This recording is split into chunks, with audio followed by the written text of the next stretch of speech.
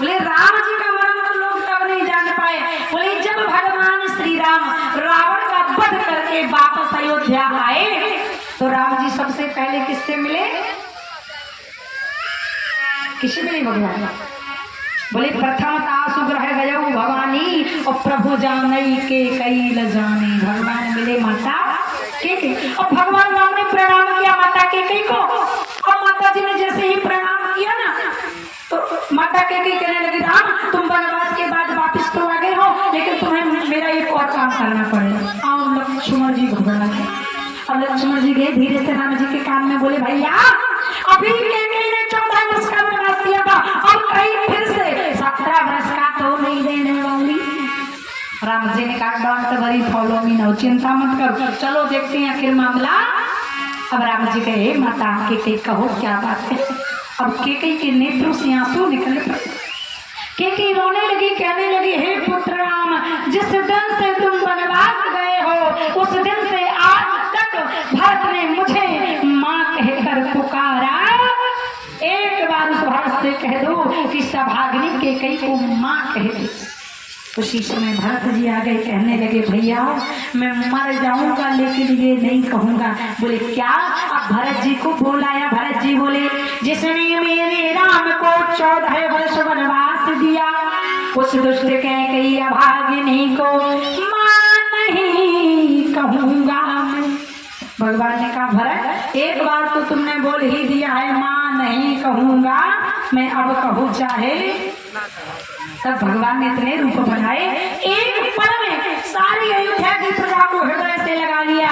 लेकिन इस मर्म को भी कोई जान छलमई मिले सबई भगवाना लेकिन मां मरम यह काहुना। विधि अभी सब भुवन चावनी हारे तेन हूँ जानत मरम तुम्हारे। बोले श्रृंगी ऋषि है मर्म न जाना पुत्र श्रेष्ठ यज्ञ को ठाना। कौशल्या है मरम न भाखा 9 मास जही गर्भ में राखा।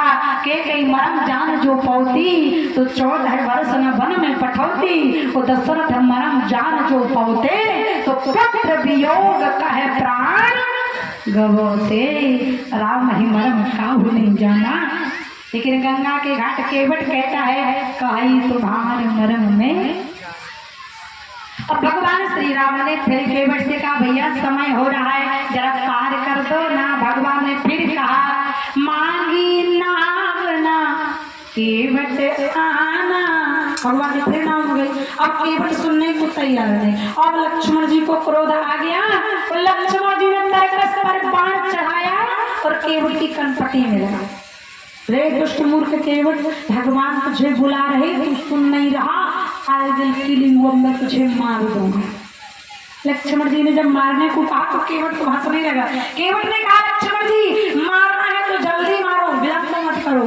लक्ष्मण जी ने कहा तुझे मरने से डर नहीं लग रहा? केवट ने कहा बिल्कुल नहीं सरकार। क्यों? बोले अगर आप मुझे मार दोगे तो मैं मरूंगा थोड़ी, मैं तो तरूंगा।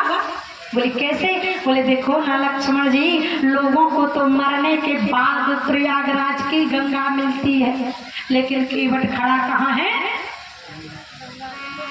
पीछे की मैया कह रही पड़ोरी के नाला में। केवट कहाँ खड़ा है? गंगा जी के। केवट ने कहा देखो सरकार अगर मार दोगे तो मैं तो तर जाऊंगा लेकिन फिर 4 बातें पूछी जाएंगी आपसे। कहाँ मारा, क्यों मारा, किस अपराध से मारा और किसके सामने? सामने कौन खड़े हैं? बोले राम जी ऐसे नेता हैं जो कभी किसी रिश्वत से बहकने वाले। केवट ने कहा मरूंगा कहाँ सुची और गंगे के तीर हमें निहारते हैं रघुवीर अपराध यही स। केवट ने कहा जो राम जी के चरण पखारत है अब मारना है तो। लक्ष्मण जी भी पीछे हट गए भैया ये तो भगवान का बहुत बड़ा भक्त है मुझे 302 के चक्कर में नहीं पड़ा। अब भगवान से एक विद्वान भगवान जब नैया मांग रहे थे तो एक विद्वान ने कहा भैया अगर भगवान श्री राम को गंगा से पार जाना था केवट नाव नहीं दे रहा था तो राम जी कुछ उपाय करते हो गंगा से पार हो जाते। बोले राम जी क्या उपाय करते? बोले एक विद्वान ने कहा अगर राम जी को गंगा से पार जाना था केवट नाव नहीं दे रहा था तो राम जी क्या करते? बोले जैसे राजा बलि के यहाँ पैर बढ़ाया था वैसे ही पैर बढ़ा लेते और पार कहने लगे बोले पाँव बढ़ाई और जो धर देते तो राम जी सुर सही तुरंत पार हो लेते। एक विद्वान ने कहा भैया राम जी अगर अकेले होते तो पाँव बढ़ा के पार हो जाते, लेकिन राम जी के साथ में कोई है। बोले कौन?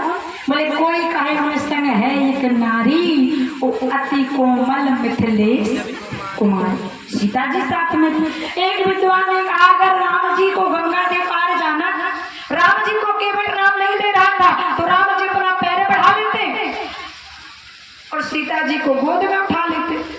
बोले लक्ष्मण जी साथ में थे तो बोले करते लखन लगाते पारा तो जाते उतर गंग की धारा।